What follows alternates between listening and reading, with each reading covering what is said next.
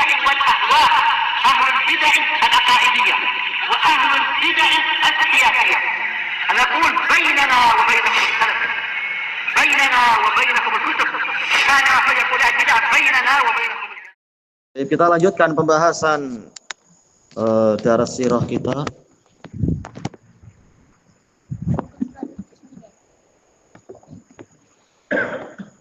Kita di muka surat 39 as'ilah. Yang pertama, aina askaron nabiyyu sallallahu alaihi wasallam wa ashabuhu radhiyallahu anhum fi ghazwatil Khandaq. Di mana Nabi sallallahu alaihi wasallam dan para sahabat beliau membuat kem pasukan pada waktu perang Khandaq. Di mana?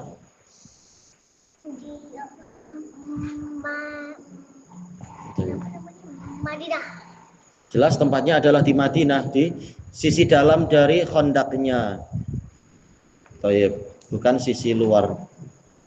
Yang kedua, kam kana adadu jaisyil muslimin fi ghazwatil Khandaq. Berapa bilangan pasukan muslimin pada waktu perang Khandaq? 10.000. Bagus sekali kalau boleh sampai ke segitu. Berapa? Iya, 3.000. Belum sampai. Pasukan muslimin 10.000 nanti pada waktu Fathu Makkah. Pasukan sudah semakin besar. Sekarang belum. Apa itu? Yang ketiga, aina wada'al muslimun an-nisa'a was-sibyan. Di mana kaum muslimin meletakkan para wanita dan anak-anak? Siapa Ahmad? Iya, ada di dalam Madinah, di benteng-benteng.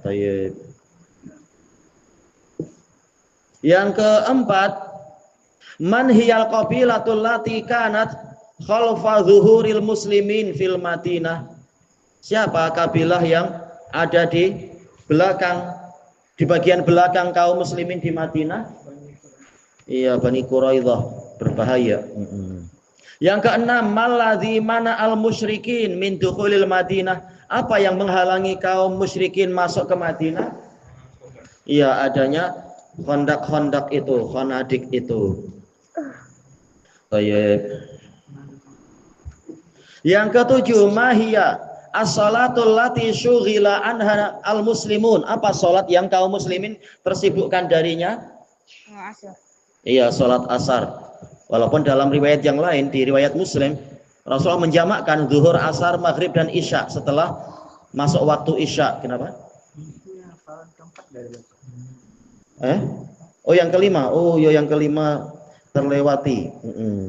Yang kelima, madza sana'atil kal qabilatul lati kanat khalfa zuhuril muslimin. Apa yang diperbuat oleh kabilah itu yang di belakang kaum muslimin itu? Naik kemana? Kabilah yang di belakang muslimin berusaha naik kemana? Kenapa?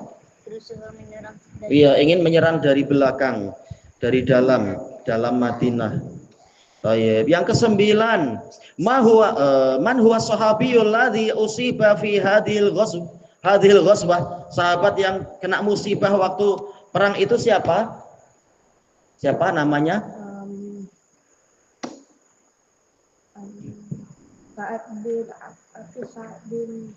Sa'ad bin Mu'ad. Iya, Sa'ad bin Mu'ad al-Ansari. Sekarang kita masuk ke muka surat 40. Ad-Darsul Rabi' al-Faraj ba'da syiddah.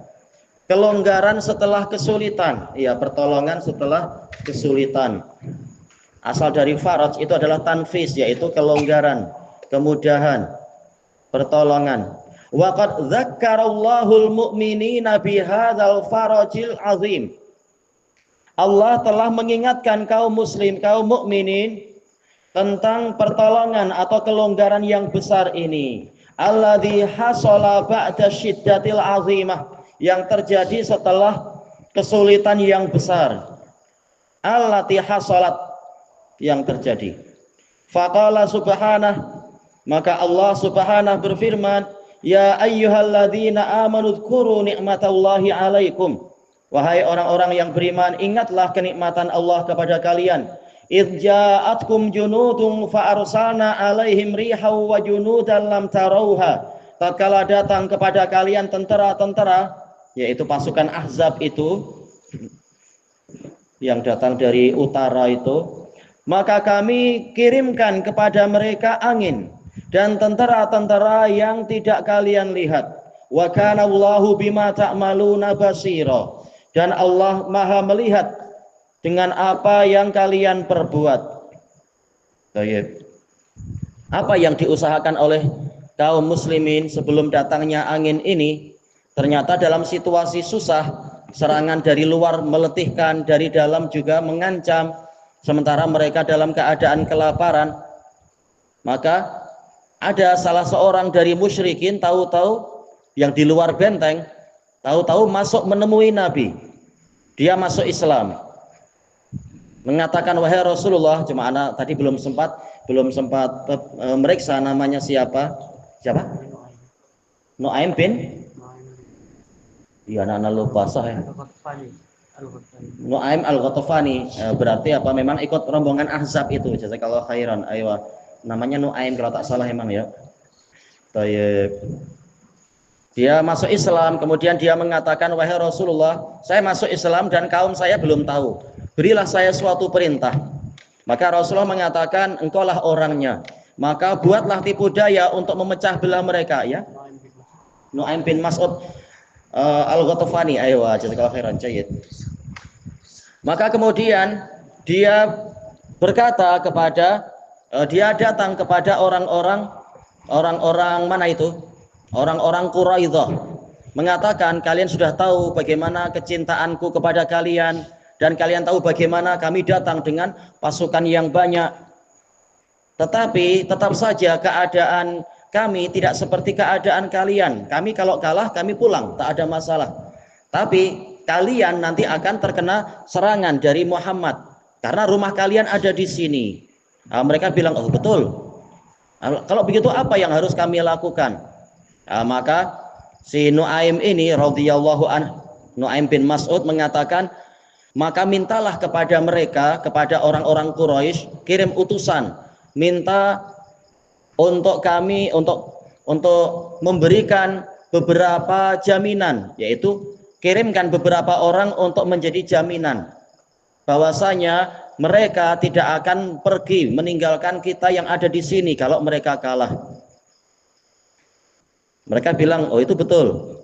Kemudian si Nu'aim ini, dia kemudian keluar dari benteng. Dia mendatangi secara rahasia, mendatangi orang-orang Quraisy dan yang lainnya. Mengatakan, sesungguhnya aku telah mendengar bahwasanya orang-orang Quraidah mereka menyesal karena sudah melanggar perjanjian demi membantu kita. Mereka menyesal. Terus kata orang-orang Quraisy, terus apa yang harus kita lakukan? Coba kirim utusan kepada mereka, minta untuk mereka segera menyerang. Maka orang-orang Quraisy mengatakan, oh itu bagus. Ya sudah, kita kirim utusan. Maka entah lewat cara bagaimana mereka mengirimkan utusan kepada orang Ghatafan, mengatakan, kami sudah lama mengepung Muhammad dan teman-temannya, sampai kami sudah letih, pasukan sudah letih ya, kalian belum perang, coba kalian perang sekarang, kalian serang dari dalam. Maka kemudian orang-orang itu mengatakan, orang-orang Quraidah mengatakan, kami tidak akan berperang sehingga kalian memberikan jaminan kepada kami, yaitu orang-orang Quraisy harus ada di tangan kami untuk jadi jaminan, agar kami tahu bahwasanya kalau kami perang kalian tidak lari. Maka kemudian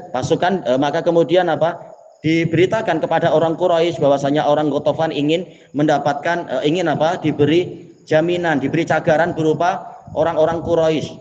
Maka orang Quraisy mengatakan, oh betul kata si Nu'aim, ternyata mereka ingin berkhianat, mereka ingin menyerahkan orang kita kepada Muhammad nanti sebagai tebusan karena mereka menyelisihi perjanjian. Maka orang Quraisy mengatakan, demi Allah kami tidak akan memberikan pada mereka jaminan, kalian perang sajalah tanpa jaminan. Maka orang Quraidah mengatakan, oh betul kata si Nu'aim, ternyata mereka akan pergi meninggalkan kita perang sendirian. Wah, akhirnya kedua belah pihak sama-sama melemah semangatnya karena tidak ada satupun yang saling menolong dengan mereka. Nah, dalam situasi sudah lemah itulah maka Allah Ta'ala mengirimkan angin itu. Nah, ini disebutkan sekarang wa qad qala an-nabiyyu sallallahu alaihi wasallam nusirtu bis-soba. Aku ditolong dengan angin soba. Angin soba adalah angin yang lembut dibandingkan dengan saudarinya yang lain. Wa uhlikat adun bid-dabur. Sementara kaum Ad dibinasakan dengan dabur. Dabur, angin apapun yang dilewati akan hancur semua. Allah Ta'ala telah mengatakan tentang angin yang menghantam kaum Ad, tudammiru kulla syai'im bi amri rabbiha fa asbahu la yura illa masakinuhum. Angin itu menghancurkan segala sesuatu dengan perintah Rabb-nya, sehingga jadilah tidak terlihat kecuali tempat tinggalnya saja. Ini angin apa? Dabur. Sementara angin soba ini lebih halus, itu pun tak ada yang mampu bertahan ketika angin itu datang. Hadis ini diriwayatkan oleh Bukhari dan Muslim dari Ibnu Abbas. Qal fa arsalallahu 'alal musyrikina rihan syadidah. Allah mengirimkan kepada kaum musyrikin angin yang kencang, wa bardan syadidah, dan dingin yang sangat menggigit. Fakanatir rihu la tada'u lahum qidran wala khaymah. Angin tadi tidak menyisakan untuk mereka qidr. Qidr itu jenis apa ya? Yang untuk masak-masak itu ya, periuk dan semacamnya itu, ketel-ketel. Demikian pula kemah, ya semuanya kemah diterbangkan oleh angin tadi. Fa inda dzalika azamu 'ala rahil.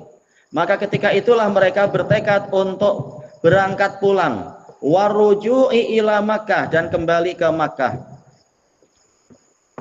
Thayyib. Wa qad arsalan nabiyyu sallallahu alaihi wasallam Hudzaifah bin al-Yaman, Abu Abdullah Al-Ansari radhiyallahu anhu, yang bagus apa? Radhiyallahu anhuma, ya'tihi bi khabaril musyrikin, agar mendatangkan kepada Nabi berita tentang kaum musyrikin. Ya, di malam yang sangat dingin itu Nabi Shallallahu alaihi wasallam meminta siapa yang mau berangkat, maka dia akan menjadi rekanku, temanku di surga.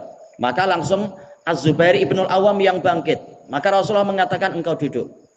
Kemudian Rasulullah manggil lagi, siapa yang mau mendatangkan berita kaum itu, dia akan menjadi rekanku di surga. Lagi-lagi Zubair bin Awam bangkit untuk menawarkan diri. Tapi jelas Nabi tahu, Nabi mendapatkan perintah dari Allah, bukan Az-Zubair kali ini yang bangkit, yang mendapatkan tugas ini.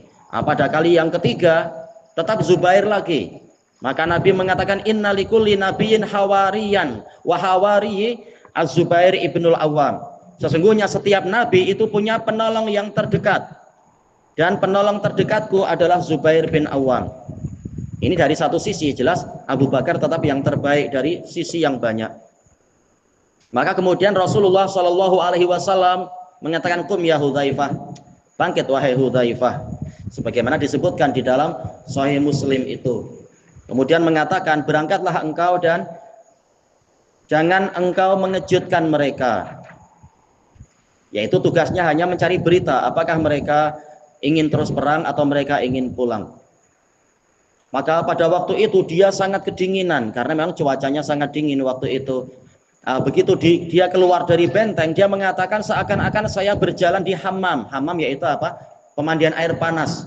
Ini adalah apa? Mukjizat Nabi. Menjadi apa? Karamah untuk Hudzaifah, dimudahkan agar tidak kedinginan terus.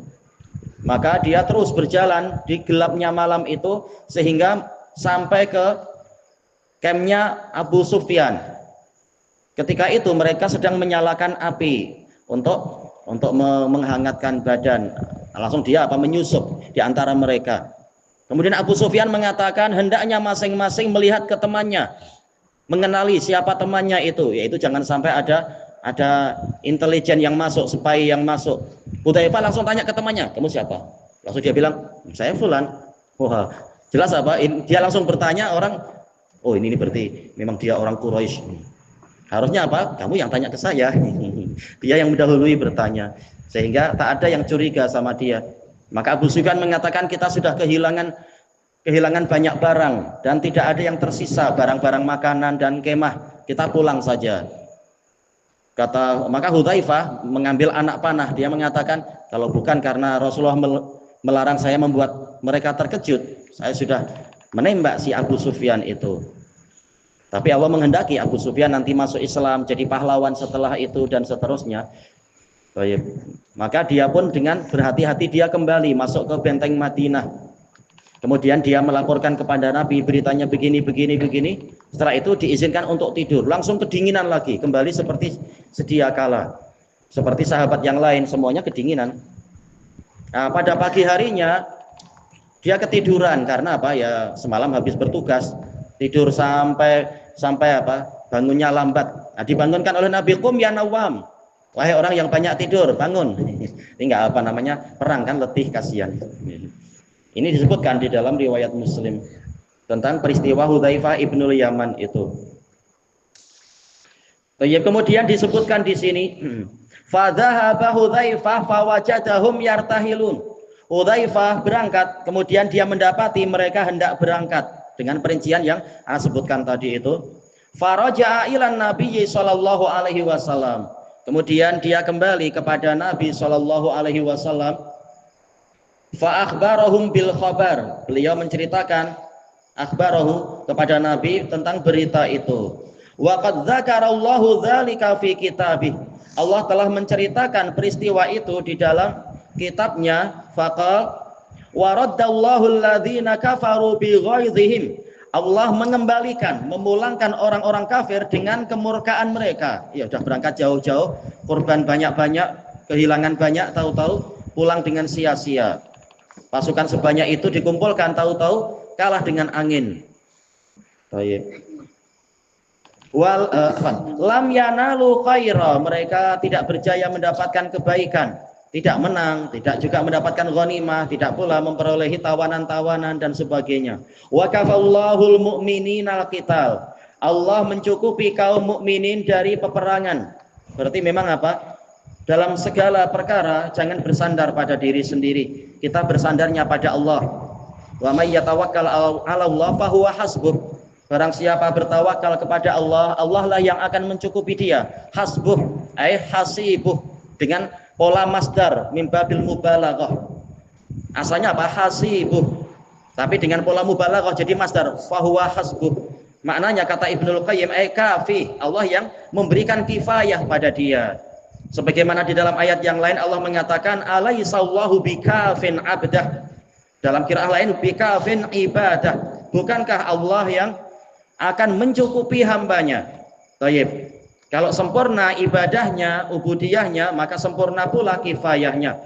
Karena berita ini, berita dengan soal ingkari ini, soal takriri, ini digantungkan pada isim mustaq, yaitu abdah atau ibadah, menunjukkan inilah ilahnya. Apa alasan kaum muslimin ditolong? Karena ubudiyah dia. Semakin tinggi kualiti ubudiyah, peribadatannya, ketaatannya, maka semakin tinggi pula kualiti kifayahnya, perlindungan dan pertolongannya. Baik, berarti kita minta perlindungan pada Allah, minta kecukupan dari Allah Ta'ala. Sebagaimana doa si Ghulam ketika hendak dibunuh, doanya apa? Siapa yang ingat anak kecil di Bani Israel itu doanya apa? Minta kifayah. Allahumma kfinihim bima syi'. Ya Allah, cukupilah saya untuk menghadapi mereka dengan apa yang Engkau inginkan. Meminta kifayah dari Allah Ta'ala. Baik. Makanya dikatakan di sini wa kafallahul mu'minina al-qital. Allah yang mencukupi kaum mukminin, menolong kaum mukminin di dalam menghadapi peperangan. Kafa yaitu memberikan kifayah, kecukupan. Perlu apa? Perlu bantuan, dukungan, pertolongan, perlindungan, rezeki, semuanya masuk di dalam ayat ini. Baik, maka jangan bersandar kepada kifayah diri sendiri, kita serba kurang, kita tak punya kifayah apa-apa. Baik, makanya kalau keluar rumah doanya apa? Keluar rumah doanya siapa yang ingat ya?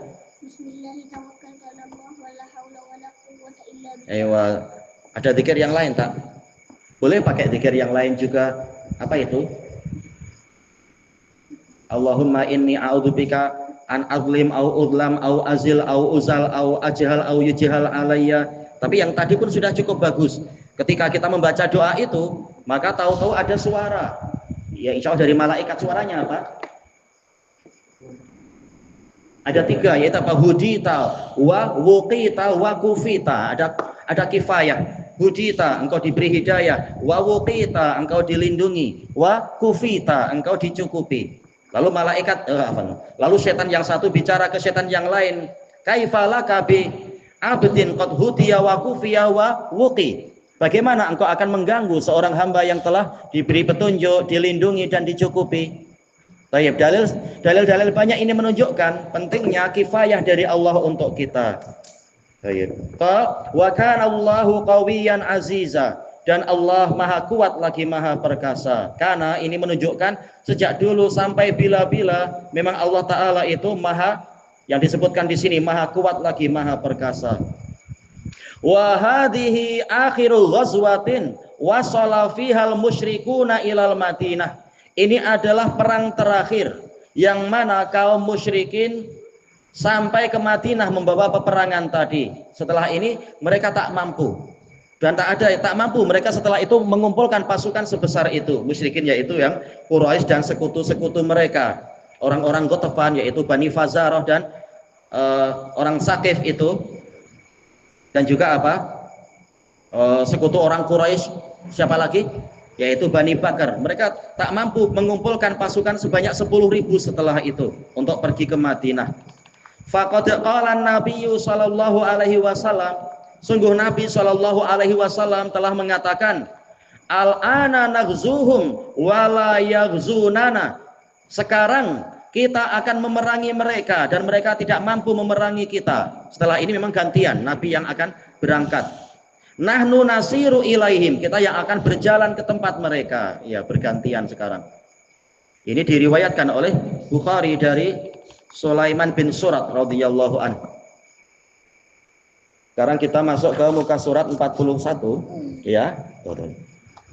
Al-as'ilah ma hiya syiddatul lati hasalat lil muslimina yauma ghazwatil Khandaq. Apa kesulitan yang dialami oleh kaum muslimin pada waktu perang Khandaq? Kesulitannya apa aja?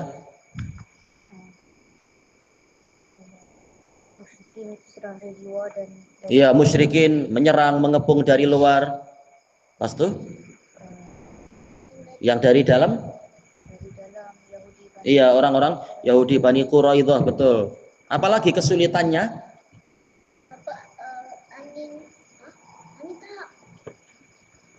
Jawab dibantah sendiri.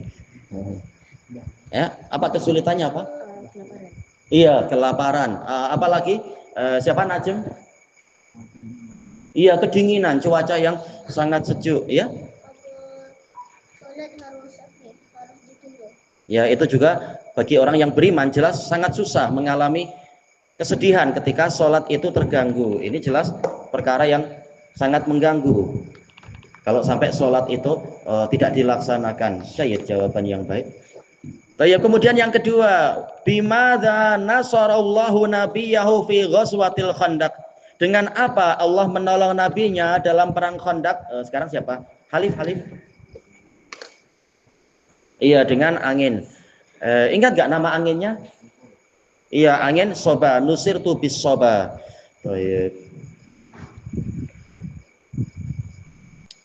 Gimana angin diberi nama? Tak masalah kan? Orang kafir aja sering kan kasih nama angin. Kenapa Nabi tak boleh memberi nama angin? Yang ketiga, man huwa sahabiyul ladzi arsalahu nabiyyu sallallahu alaihi wasallam liyatiyahu bil khabar. Siapa sahabat yang diutuskan Nabi untuk mendatangkan berita? Siapa Ahmad? Udzaifah ibnu Yaman al-Ansari radhiyallahu anhuma. Yang keempat, ma huwal khabarul ladzi jaa bihi sahabi. Berita apa yang didatangkan oleh sahabat itu? Iya, kepulangan kaum musyrikin. Kaum musyrikin bertekad untuk pulang. Yang kelima, kaifa wasafallahu raddal musyrikin. Bagaimana Allah mensifati pemulangan kaum musyrikin? Iya, dengan kemurkaan karena tidak berjaya mendapatkan kebaikan.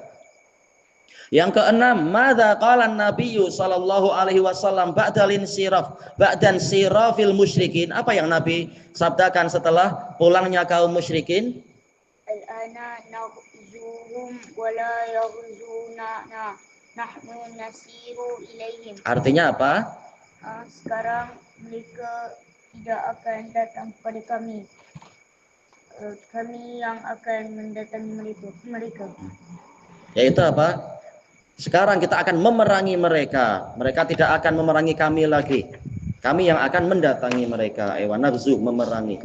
Baik, sekarang kita masuk ke muka surat 42. Ad-Darsul Khamis, Ghazwatu Bani Quraidah.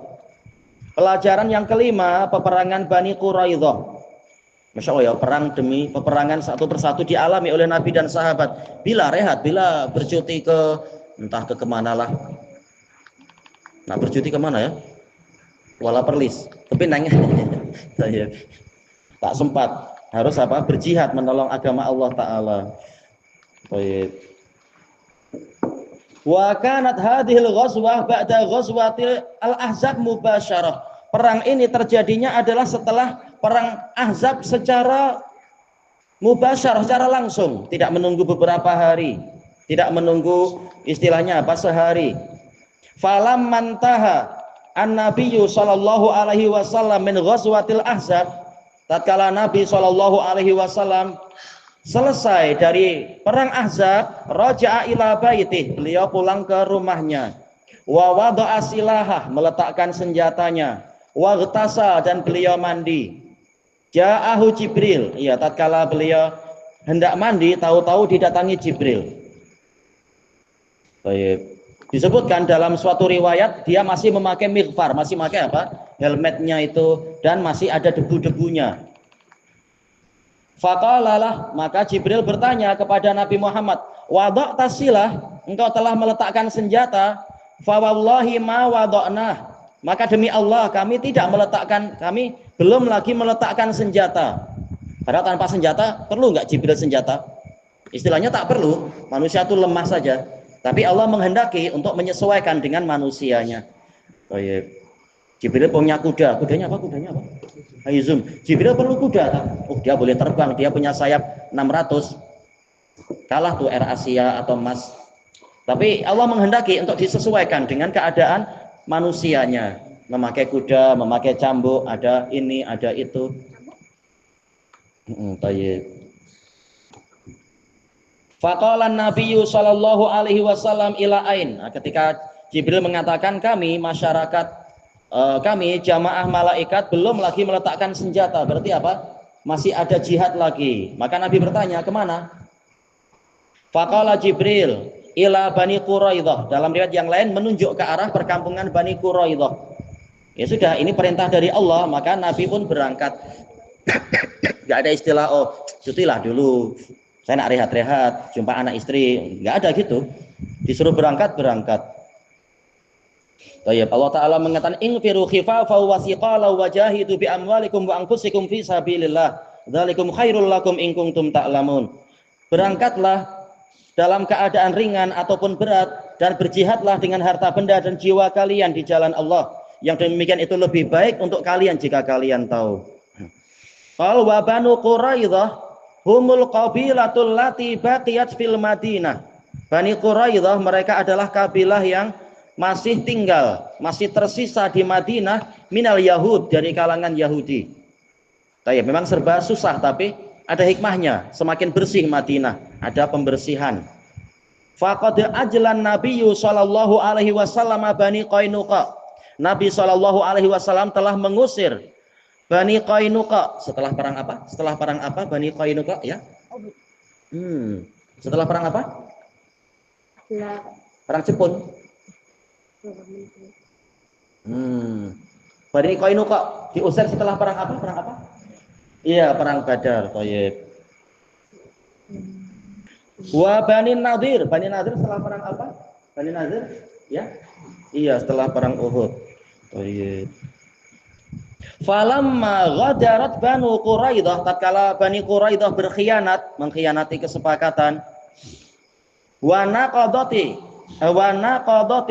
ahad, mereka membatalkan perjanjian Yaumal Ahzab pada waktu perang, ya, pengkhianatan di waktu sedang susah, ini sangat menyakitkan. Maka hukumannya lain dari kabilah-kabilah yang sebelumnya. Kharaja ilaihimun Nabiyyu sallallahu alaihi wasallam. Nabi SAW keluar ke tempat mereka. Wa qala li ashabih, berkata kepada para sahabat beliau, la yusalliyanna ahadun al-asra illa fi Bani Quraidah. Dalam riwayat yang lain, man kana yu'minu billahi wal yaumil akhir fala yusalliyanna al-asra illa fi Bani Quraidah. Barang siapa beriman pada Allah dan hari akhir, jangan sekali-kali dia sholat asar kecuali di Bani Quraidah. Berarti dohirnya apa? Mereka waktu itu dohirnya adalah waktu zuhur. Toyib. Maka sebagian sahabat berangkat dalam keadaan waktu asar tiba di tengah jalan. Maka ada yang sholat dengan alasan maksud Nabi adalah bersegera, bukan mengakhirkan sholat, tapi bersegera. Ada yang tiba di perkampungan Bani Quraidah setelah maghrib. Karena Nabi menyuruh jangan sholat asar sehingga tiba di Bani Quraidah. Sehingga walaupun sudah masuk waktu maghrib, ya sudah, baru mereka sholat asar, kemudian sholat maghrib. Khilaf dalam masalah ini telah dibahas panjang lebar oleh Al-Imam Syafi'i rahimahullah di dalam kitab beliau Ar-Risalah. Nabi tidak mencela yang ini dan tidak pula mencela yang itu. Kemudian dikatakan di sini fantalaqa, ya. Kalau Nabi itu sholat di Bani Quraidah. Tak tahu, tapi kebanyakan ulama merojihkan pendapat yang kedua sesuai dohirnya. Tatkala pembawa syariat mengatakan jangan sholat asar di sana, berarti waktu di Bani Quraidah itulah sholat asarnya. Jadi yang rojih adalah yang menunda, seperti perintah Nabi, menunda sampai tiba di Bani Quraidah. Tak tahu Nabi sendiri sampai di sana jam berapa, apa istilahnya, di waktu apa, tak tahu ya. Ya. Dalam kitab Ar-Risalah.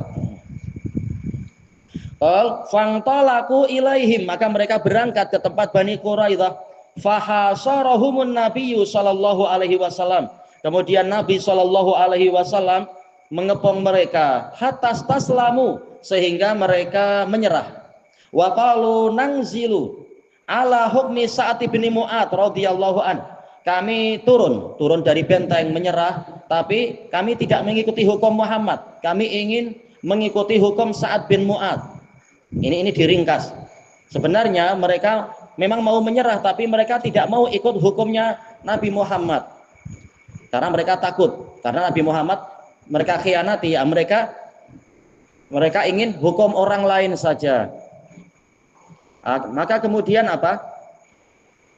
Nabi bertekad untuk menghukum mereka. Tahu-tahu si kepala munafikin, siapa kepala munafikin? Siapa? Iya, Abdullah bin Ubay mendekati Nabi, padahal Nabi waktu itu sedang memakai baju besinya, tangannya dimasukkan ke kerah baju atau ke poketnya Nabi, poket baju besi. Wahai Muhammad, mereka orang-orang Quraidah, mereka adalah sekutu kami. Mereka dulu membantu kami untuk perang dalam keadaan mereka tidak punya baju besi. Maka kasihanilah mereka. Maka Nabi marah karena apa? Orang ini memberikan syafaat terhadap apa? Musuh-musuh Allah. Maka kemudian apa? Lepaskan aku. Ternyata Abdullah bin Ubay tak mau. Sampai Rasulullah memberikan keringanan untuk Bani Quraidah. Memang munafik orang ini, membela orang kafir yang busuk-busuk itu. Maka kemudian Rasulullah menanyakan, maukah kalian untuk mengikuti hukum sekutu kalian sendiri? Orang-orang Aus, mereka mengatakan, oh ya kami mau. Ya sudah, yang menghukumi kalian adalah Sa'ad bin Mu'adz. Mereka gembira, merasa apa? Ini nanti kita akan ditolong. Ini teman sendiri, Sa'ad bin Mu'adz. Maka kemudian dikirimkan utusan untuk membawa Sa'ad bin Mu'adz. Sa'ad bin Mu'adz waktu itu di mana berarti? Sedang di mana kira-kira ya? Apa? Iya, di Masjid Madinah, di dalam kemah, karena beliau sedang dirawat. Kan tangannya apa itu? Pembuluh arterinya kan terpotong, kena anak panah itu. Nabi sudah berusaha merawat, bahkan sudah memakai besi panas agar segera kering lukanya itu, tapi tak boleh juga. Maka Sa'ad bin Mu'adz berdoa, ya Allah, kalau masih ada sisa peperangan, maka jangan engkau matikan saya, dan jangan engkau matikan saya sehingga engkau menenteramkan hati saya terhadap Bani Quraidah. Maka langsung lukanya kering. Tapi ya tetap beliau dirawat.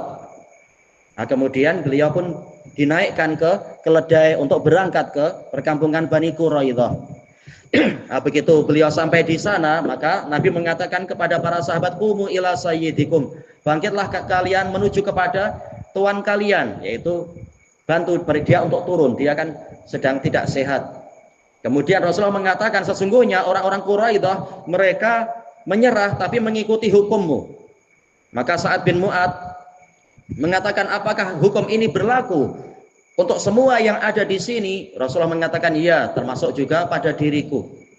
Sa'ad bin Mu'adz didatangi beberapa orang mengatakan, kasihani mereka, mereka itu masih sekutu engkau dulunya.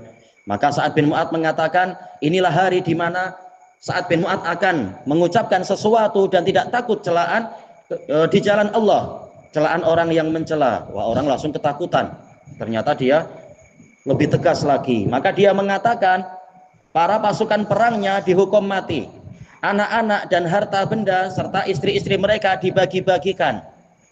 Maka Rasulullah mengatakan, apa itu? Laqad hakamta bihukmil malik, wa fi riwayah laqad hakamta bihukmillahi min fawqi sab'i samawat. Engkau telah menghukumi sesuai dengan hukum Allah dari atas 7 langit.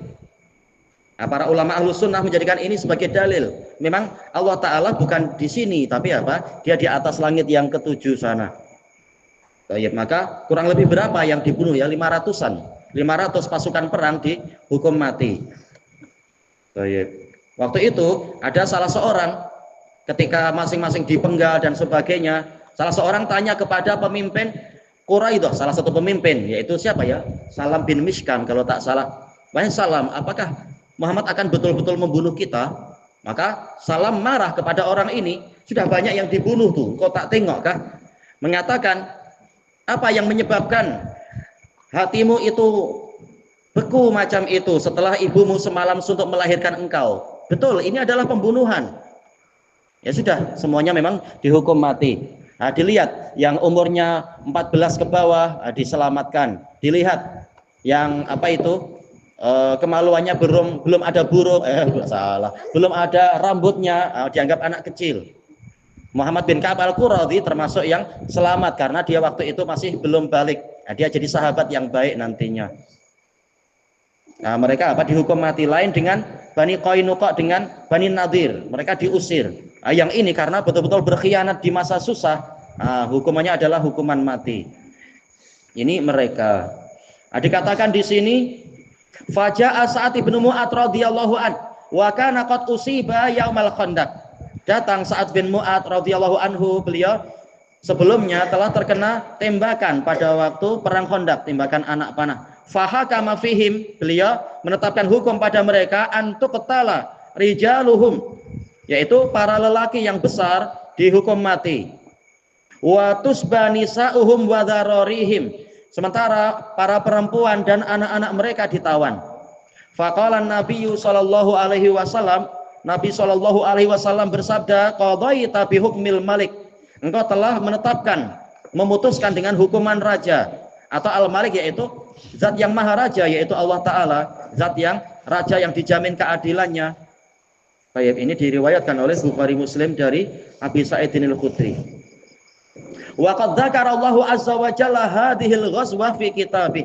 Allah azza wa jalla menyebutkan peperangan ini dalam kitabnya, faqal wa anzalal ladzina zaharuhum min ahlil kitab. Allah menurunkan orang-orang yang menolong kaum musyrikin. Siapa ini? Dari kalangan ahli kitab. Min sayasihim, yaitu husun, dari benteng-benteng mereka. Wa qadzafa fi qulubihimur ru'b. Allah melemparkan rasa-rasa rasa gentar, rasa takut ke dalam jantung-jantung mereka. Fariqan taqtuluna wa ta'siruna fariqa. Sebahagiannya kalian bunuh dan kalian menawan sebahagiannya yang lain.